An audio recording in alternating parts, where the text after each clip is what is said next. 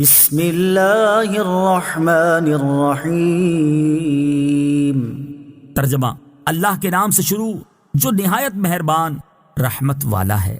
وَاضْرِبْ لَهُم مَّثَلًا أَصْحَابَ الْقَرْيَةِ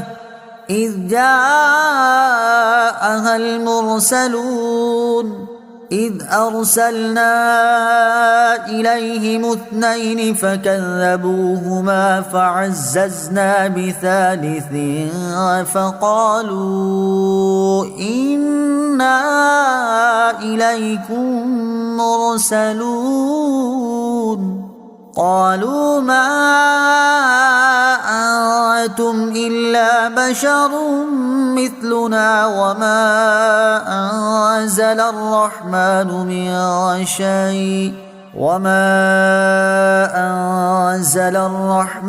من شيء إن أنتم إلا تكذبون قالوا ربنا يعلم إنا إليكم لمرسلون وما علينا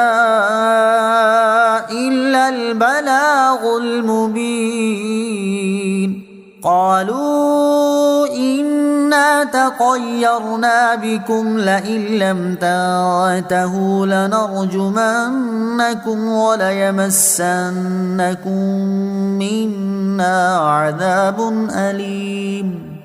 قالوا طائركم معكم أئن ذكرتم بل أنتم قوم مسرفون وجاء من أقصى المدينة رجل يسعى قال يا قوم اتبعوا المرسلين اتبعوا من لا يسألكم أجرا وهم مهتدون۔ ترجمہ،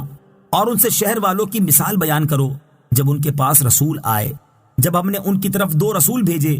پھر انہوں نے ان کو جھٹلایا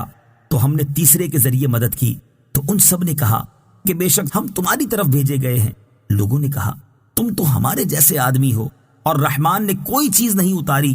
تم صرف جھوٹ بول رہے ہو۔ رسولوں نے کہا ہمارا رب جانتا ہے کہ بے شک ضرور ہم تمہاری طرف بھیجے گئے ہیں اور ہمارے ذمے صرف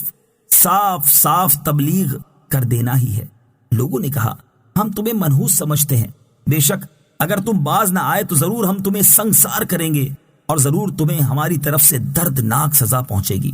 رسولوں نے فرمایا تمہاری نحوست تو تمہارے ساتھ ہے، کیا اس پر بدکتے ہو کہ تمہیں نصیحت کی گئی ہے؟ بلکہ تم حد سے بڑھنے والے لوگ ہو۔ اور شہر کے دور کے کنارے سے ایک مرد دوڑتا ہوا آیا، اس نے کہا اے میری قوم، ان رسولوں کی پیروی کرو، ایسوں کی پیروی کرو جو تم سے کوئی معاوضہ نہیں مانگتے اور وہ ہدایت یافتہ ہیں۔ وَاضْرِبْ لَهُم مَّثَلًا أَصْحَابَ الْقَرْيَةِ، اور ان سے شہر والوں کی مثال بیان کرو۔ تفسیر صراط الجنان میں ہے، اس آیت میں اللہ تعالیٰ نے اپنے حبیب صلی اللہ تعالی علیہ وآلہ وسلم کو حکم ارشاد فرمایا کہ وہ کفار مکہ کے سامنے شہر والوں کا واقعہ بیان کر کے انہیں اللہ تعالیٰ کے عذاب سے ڈرائیں تاکہ جس وجہ سے اس شہر کے کافروں پر عذاب نازل ہوا اس سے یہ لوگ بچیں۔ شہر والوں کے واقعے کا خلاصہ،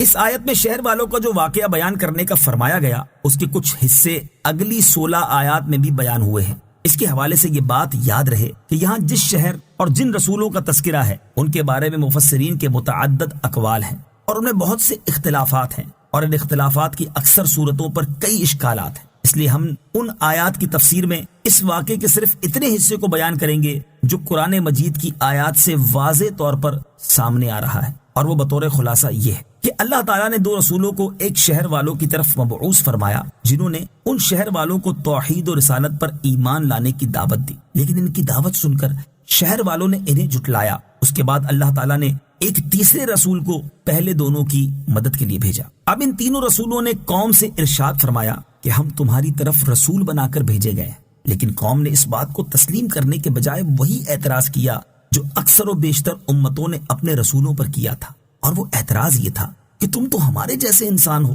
لہٰذا تم کیسے خدا کے رسول ہو سکتے ہو؟ یعنی ان کافروں کے اعتقاد کے مطابق رسول انسانوں میں سے نہیں بلکہ فرشتوں میں سے ہونا چاہیے تھا، اور یہ چونکہ انسان تھے اس لیے ان کے نزدیک رسول نہیں ہو سکتے تھے۔ اس کے ساتھ کافروں نے یہ بھی کہا کہ خدائے رحمان عز و جل نے کچھ بھی نازل نہیں کیا، یعنی وحی کے نزول کا دعویٰ غلط ہے اور تم جھوٹے ہو جو ہمارے سامنے رسالت کا دعویٰ کر رہے ہو۔ ان رسولوں نے سخت الفاظ کا جواب سختی کے ساتھ دینے کے بجائے بڑے خوبصورت انداز میں جواب دیا کہ ہمارا رب جانتا ہے کہ یقیناً ہم خدا کے رسول ہیں، اور مزید یہ بھی جان لو ہماری صرف یہ ذمہ داری ہے کہ تم تک خدا کا پیغام واضح طور پر پہنچا دیں۔ اس کے جواب میں قوم نے کہا کہ ہم تمہیں منحوس سمجھتے ہیں، لہٰذا تم اپنی اس تبلیغ سے باز آ جاؤ، ورنہ ہم تمہیں سخت سزا دیں گے اور تمہیں پتھر مار مار کر ہلاک کر دیں گے۔